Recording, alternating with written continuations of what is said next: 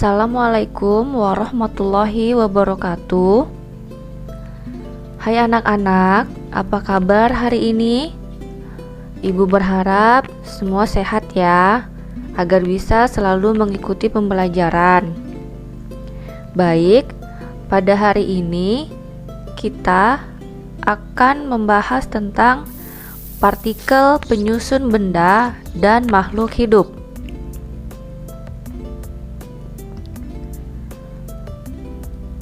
Ada beberapa materi yang akan kita bahas. Yang pertama, partikel dalam benda dan makhluk hidup. Yang kedua, ada atom dan partikel penyusunnya.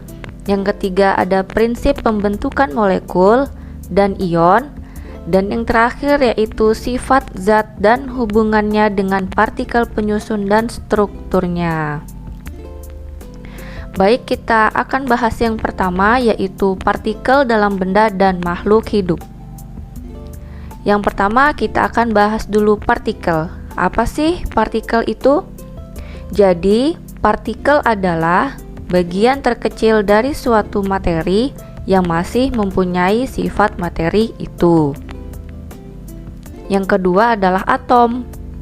Apa yang dimaksud dengan atom? Ada yang tahu?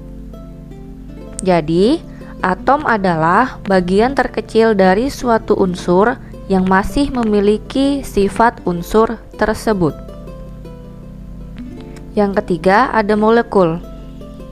Molekul merupakan gabungan antara dua atau lebih atom-atom melalui ikatan kimia tertentu. Jadi, bisa dibedakan ya antara partikel, atom, dan molekul.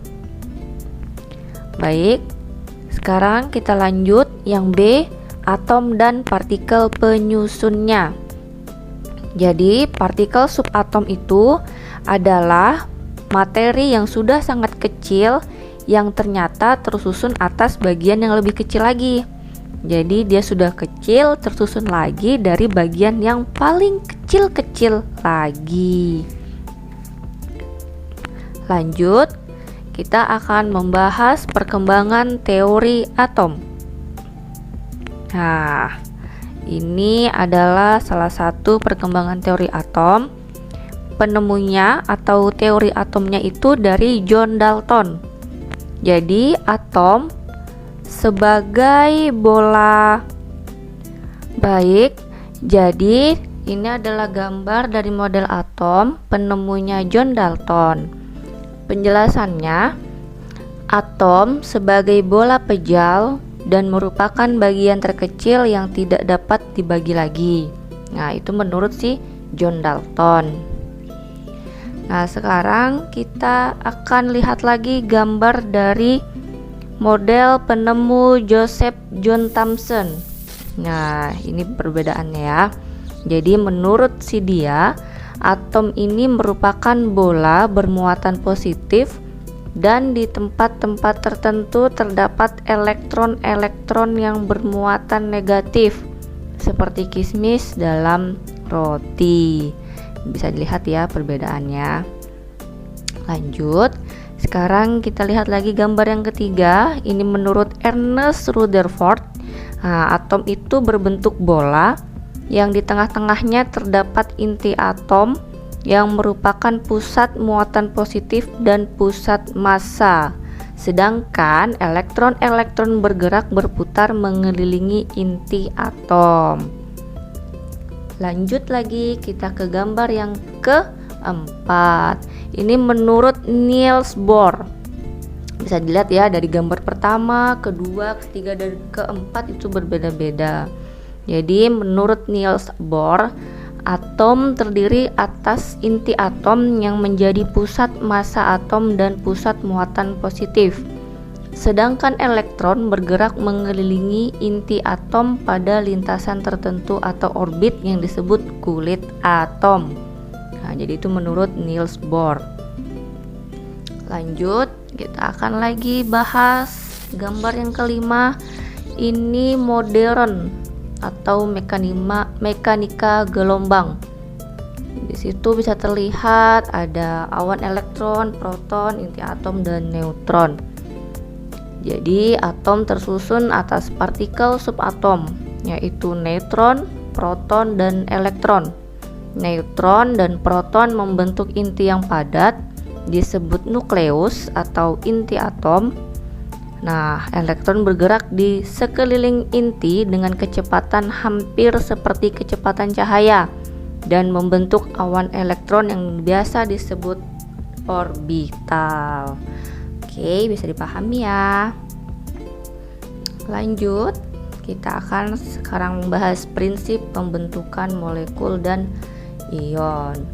Jadi, dalam prinsip itu ada konfigurasi elektron, yaitu susunan elektron pada sebuah atom, molekul, atau struktur fisik lainnya, dan sama seperti partikel elementer lainnya. Lanjut, kita akan membahas yang kedua, yaitu ion dan ikatan ion. Nah, jadi sebuah ion positif yaitu kation memiliki jumlah elektron lebih sedikit dibandingkan proton yang ada pada inti atom tersebut. Sebaliknya, ion negatif atau anion memiliki jumlah elektron lebih banyak dibandingkan protonnya.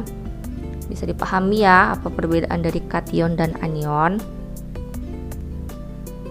Sekarang kita akan membahas sifat dan hubungannya dengan partikel penyusun dan strukturnya. Nah, di sini yang pertama kita akan membahas sifat fisika, dan yang kedua kita akan membahas sifat kimia. Yang pertama dulu kita akan bahas sifat fisika. Siapa yang tahu sifat fisika seperti apa? Nah, kalian bisa lihat ya. Ini ada gambar balon udara. Jadi sifat fisikanya dia itu kerapatan atau densitas atau massa jenis. Jadi kerapatan adalah massa zat dalam satuan volume tertentu. Massa jenis gas asetilena lebih kecil dari udara, sehingga gas asetilena banyak dimanfaatkan untuk mengisi balon agar balon dapat terbang di udara. Kalian bisa lihat ya, di situ ada beberapa balon yang sedang terbang. Isinya yaitu tadi gas asetilena. Kemudian ada gambar apa lagi ya? Oh, ada gambar gold atau emas. Di situ ada gambar emas batangan. Nah, itu menunjukkan dari sifat fisika si emas itu adalah kekerasan. Nah, kalian bisa lihat, pasti kalau emas batangan itu keras ya, tidak lunak, tidak lentur gitu. Ada apa lagi ya? Oh, elastisitas. Nah, di situ ada shock motor. Jadi kalau misalnya kalian naik motor, kemudian kalian itu melewati jalanan yang berlubang, maka shock motor itu akan main. Jadi elastis, tidak keras gitu. Jadi dia punya per yang elastis. Lanjut, yang D ada daya hantar. Di sini bisa dilihat gambar kabel dan plastik. Jadi maksudnya kabelnya itu di dalam balutan plastik sebagai isolator dan tembaganya itu sebagai konduktor. Jadi isolator itu adalah daya hantar listrik yang tidak bisa menghantarkan daya listrik, sedangkan konduktor itu adalah penghantar listrik yang baik. Lanjut, nah ini bisa dilihat ada magnet dan paku. Nah, jadi kemampuan suatu zat untuk dapat dipengaruhi oleh medan magnet disebut dengan sifat kemagnetan. Kalian pasti sudah paham ya, dan sudah lihat magnet itu seperti apa. Lanjut lagi ada viskositas. Apa sih viskositas itu? Nah, viskositas adalah ukuran kekentalan atau fluida zat cair dan gas yang menyatakan besar kecilnya gesekan di dalam fluida. Jadi kita bisa lihat contoh fluida yang memiliki viskositas tinggi adalah madu dan oli. Jadi kalau ini gambar air itu merupakan contoh zat yang memiliki viskositas rendah. Jadi kalau viskositasnya tinggi itu adalah madu dan oli, sedangkan air ini viskositasnya rendah. Bisa dibedakan kan, oli itu kental sedangkan viskositasnya air itu encer gitu. Lanjut, kita akan bahas lagi tentang titik didih. Nah, jadi kalian bisa pahami penggunaan oli. Ini mesin ya, jadi kita akan membahas oli dalam mesin kendaraan bermotor. Jadi penggunaan oli sebagai pelumas mesin kendaraan bermotor.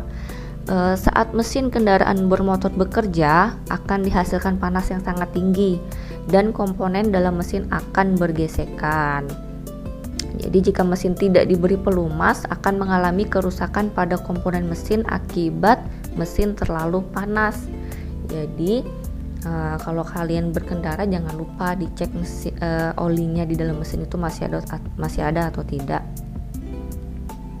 Lanjut, kita akan membahas lagi dari titik beku. Nah, ini bisa dilihat propilen glikol untuk pendingin kendaraan. Ini biasanya di kendaraan bermotor, zat anti beku ini juga dibutuhkan oleh banyak makhluk hidup yang tinggal di daerah yang suhunya sangat rendah. Zat anti beku diperlukan agar cairan dalam sel dan dalam jaringan tubuh tidak membeku.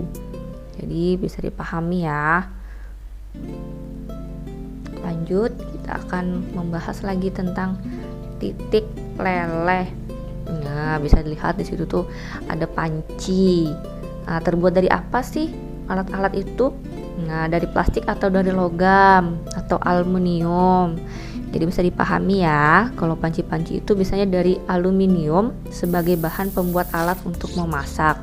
Jadi jika dibakar juga dia tidak meleleh.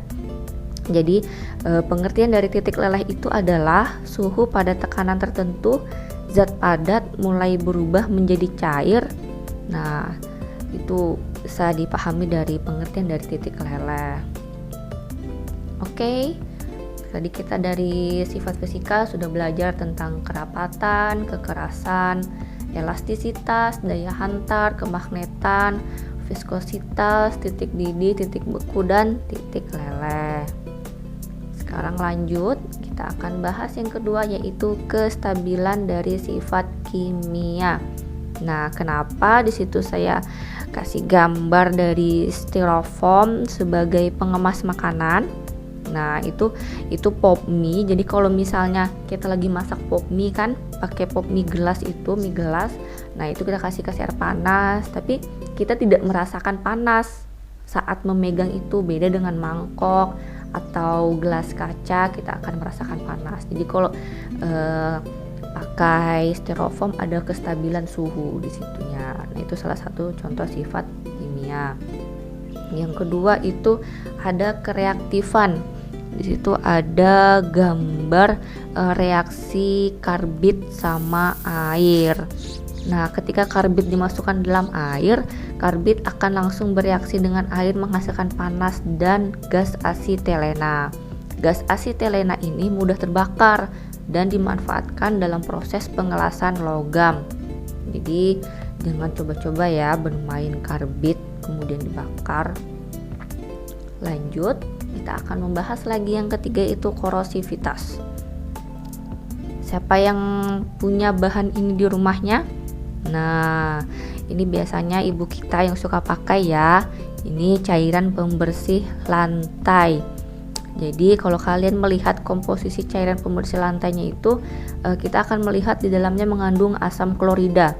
Nah, senyawa ini mampu mengkikis kotoran, jaringan tumbuhan, jaringan hewan, jaringan manusia, bahkan mampu mengikis logam dan membuat logam cepat berkarat. Jadi kalau misalnya kita pakai ini dapat membersihkan kotoran-kotoran yang ada di lantai. Biasa juga kita pakai di kamar mandi. Oke, saya pikir cukup sekian materi dari saya. Saya akhiri, wassalamualaikum warahmatullahi wabarakatuh.